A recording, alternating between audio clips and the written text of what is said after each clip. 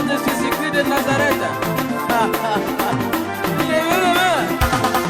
Je chanterai de tout cœur les merveilles de mon papa Yahvé, qui m'a ôté les ténèbres, qui m'a délivré de tout péché.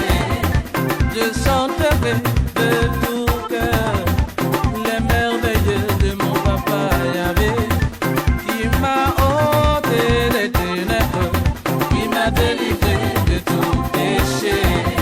Mon papa est fidèle, il ne m'abandonne jamais. Est-ce que le chrétien peut se marier avec un non-chrétien? Donne-nous quelques minutes et je t'encourage à me suivre jusqu'à la fin. Comme ça, tu vas mieux comprendre quels sont les points que tu dois maîtriser avant de t'engager. Et la réponse n'est pas oui, la réponse n'est pas non, mais la Bible nous donne une réponse claire par rapport à cela. Et si nous manquons de connaissances, nous allons subir les conséquences. C'est pour cela que la Bible nous dit « Mon peuple périt faute de connaissance ». Donc, quand tu n'as pas la connaissance sur certains nombres de questions, tu tombes dans les erreurs et puis les conséquences sont présentes. Et tu ne peux plus éviter les conséquences parce que tu es déjà tombé dedans. Mais lorsqu'on a la connaissance, ça nous épargne. Et lorsque nous lisons dans la Bible, dans 1 Thessaloniciens chapitre 5, verset 23, la Bible nous fait comprendre que nous sommes nés esprit, âme et corps. Donc, avant de choisir son conjoint, avant de pouvoir répondre à cette question, est-ce que j'ai le droit, en tant qu'enfant de Dieu, une personne qui est née de nouveau, de choisir mon conjoint, de faire le mariage avec quelqu'un qui n'est pas chrétien, quelqu'un qui n'est pas enfant de Dieu, quelqu'un qui n'est pas né de nouveau? Est-ce que c'est possible? Et si oui, quelles sont les conséquences? Et si non, quelles sont les conséquences? Et lorsque j'ai cette connaissance, ça me permet de choisir. Parce que la Bible nous dit que Dieu nous montre le chemin de la vie et de la mort. Donc, notre choix est très important. Donc, je vais t'encourager à vraiment m'écouter. Comme ça, tu comprendras si tu choisis, voici les conséquences. Et si tu ne choisis pas, voici aussi les résultats. Donc, cela te permet, cette connaissance te met à l'aise à choisir toi-même parce que tu es la somme de tes choix. Tu es le résultat de tes choix. Et lorsque nous lisons dans 1 Thessaloniciens chapitre 5, verset 23, la Bible nous fait comprendre que Dieu nous sanctifie esprit, âme et corps. Donc, avant de choisir son conjoint, tu dois te connaître toi-même d'abord, que tu es créé esprit, âme et corps. Et quand tu viens à Jésus, c'est ton esprit qui est régénéré. C'est cet esprit-là, cette relation qui est coupée depuis Adam et Ève par le péché, qui est reconnecté à Dieu par la conversion, par le salut. Lorsque nous donnons notre vie à Jésus, cela, nous rétablissons cette relation qui a été coupée entre nous et Dieu. Et c'est ça la nouvelle naissance. Mais lorsque je deviens enfant de Dieu et que je suis jeune fille ou jeune homme, où je dois me marier, je dois comprendre que mon esprit est régénéré et puis j'ai rétabli ma relation avec Dieu. Je suis né esprit, je suis créé esprit, âme et corps. Et qu'est-ce qui veut se marier? Est-ce que c'est mon esprit qui se marie ou bien c'est mon corps qui se marie? Ça, je dois comprendre profondément et ça m'aide à choisir mon conjoint. Ce qui veut se marier, c'est mon corps. Car la Bible dit qu'on quittera son père et sa mère et s'attachera à sa femme et les deux deviendront une seule chair, pas un seul esprit.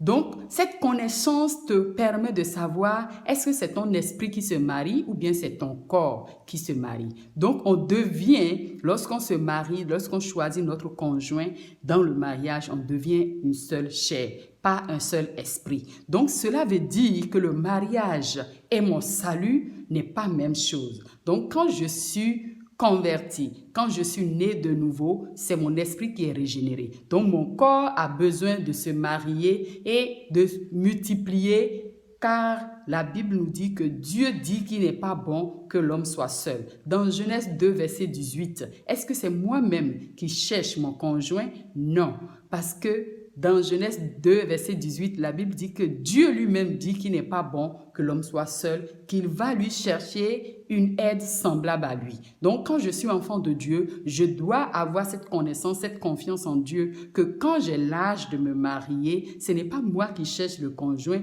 mais moi, je reste dans la prière, dans l'obéissance à la parole de Dieu, et c'est Dieu lui-même qui voit qu'il n'est pas bon que je sois seule, et c'est lui qui cherche pour moi mon conjoint. Parce que lui, il connaît l'avenir. Moi, je peux voir quelqu'un qui est joli, je peux voir quelqu'un pour dire que la personne est bonne. Tout le monde dit, je cherche la bonne personne. Mais qui peut connaître la bonne personne? Tu ne peux pas connaître la bonne personne. Toi-même, tu n'es pas bon d'abord. Tu es en train de te chercher. Donc, tu as besoin tout simplement de faire confiance en Dieu et marcher dans l'obéissance, dans l'intimité avec le Seigneur. Et c'est le Seigneur qui connaît ton passé, ton présent et ton futur. C'est lui qui pourra te chercher cette personne qui te convient. Donc déjà, il faut avoir cette connaissance que ce n'est pas moi qui cherche, mais c'est Dieu qui le cherche. Et lorsque nous lisons dans le livre de Proverbes 18, verset 21, nous voyons que la vie et la mort est au pouvoir de la langue. Donc nous devons proclamer des bonnes paroles sur notre propre vie pour que ces choses ne soient pas aussi de blocage à notre choix du conjoint. Maintenant, la question c'est que est-ce que je peux me marier à un non-chrétien? La Bible dit dans Matthieu, chapitre 22, versets 29 à 30. Il y a une histoire dans ce passage-là où les gens sont venus poser la question à Jésus qu'il y a une femme qui a marié plusieurs hommes. Et à la résurrection, qui va vraiment prendre cette femme dans les derniers moments, après la mort? Et quand les gens ont posé cette question pour dire que oui, cette femme a marié 7 hommes et puis tous les hommes n'ont pas eu des enfants avec lui, et Moïse nous a dit il faut prendre un autre mari quand ton mari n'est plus là, c'est possible de se remarier et tout.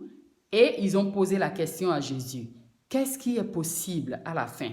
À qui reviendrait cette femme? Et Jésus les a répondu que vous ne connaissez pas les Saintes Écritures, vous ne connaissez pas la puissance de Dieu. Donc Dieu vous a créé corps pour se multiplier ici, pour se marier. Mais au retour de Christ, dans les derniers moments, il n'y aura plus de mariage. Le mariage, c'est sur la terre.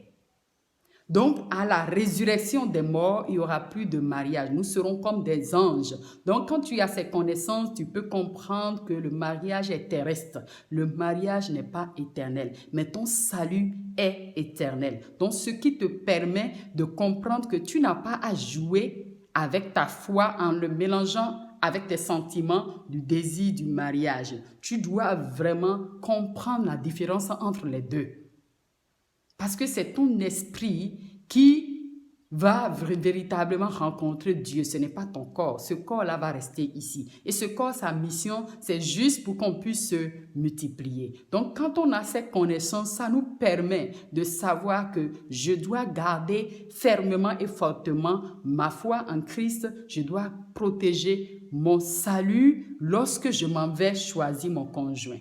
Et si ce n'est pas compatible, ça va me créer des ennuis, ça va me créer beaucoup de problèmes dans l'avenir. Et lorsque nous lisons dans le livre de Deutéronome, chapitre 7, verset 3, la Bible dit quelque chose de très important, que tu ne contracteras point de mariage avec ces peuples. Tu ne donneras point tes filles et leurs fils, et tu ne prendras point leurs fils pour tes filles, car ils détourneront de moi tes fils qui serviraient d'autres dieux. Et la colère de l'Éternel s'enflammera contre vous, il te détruirait promptement.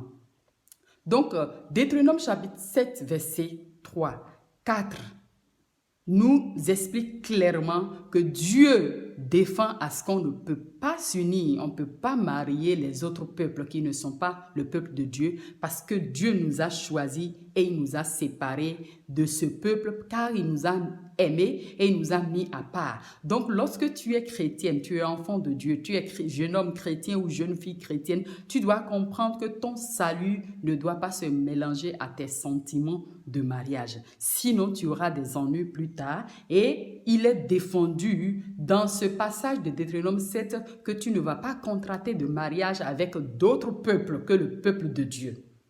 Donc, tu dois connaître ton canevas, tu dois connaître là où tu dois faire ton choix. Et pourquoi tu dois le faire? Parce que dans le verset 4, il dit que ils vont détourner tes fils.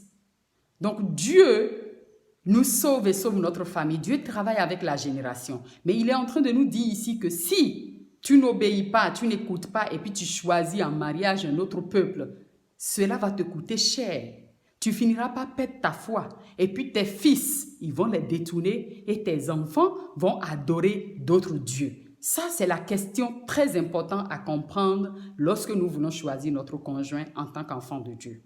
Ils vont détourner tes enfants de Dieu et tes enfants vont adorer d'autres dieux et la colère de Dieu va s'enflammer. Maintenant, est-ce que toi, tu veux juste dans tes désirs de choix du mariage, dans tes désirs charnels, compromettre ta foi, le salut éternel et le plan éternel de Dieu sur ta vie et sur ta progéniture et donner ta génération future à ce que toi, tu adores le vrai Dieu et puis ta génération future puisse véritablement adorer des faux dieux, c'est à toi de juger. Donc, c'est tellement important pour la jeunesse de comprendre tous ces nombres de choses avant de s'engager pour le choix du conjoint. Merci beaucoup. Nous allons faire le numéro 2 de cette vidéo et je vous encourage à méditer tous ces passages bibliques et à partager cette vidéo. Que le Seigneur donne la grâce à notre jeunesse d'ouvrir les yeux pour que cette génération soit sauvée. Soyez bénis abondamment.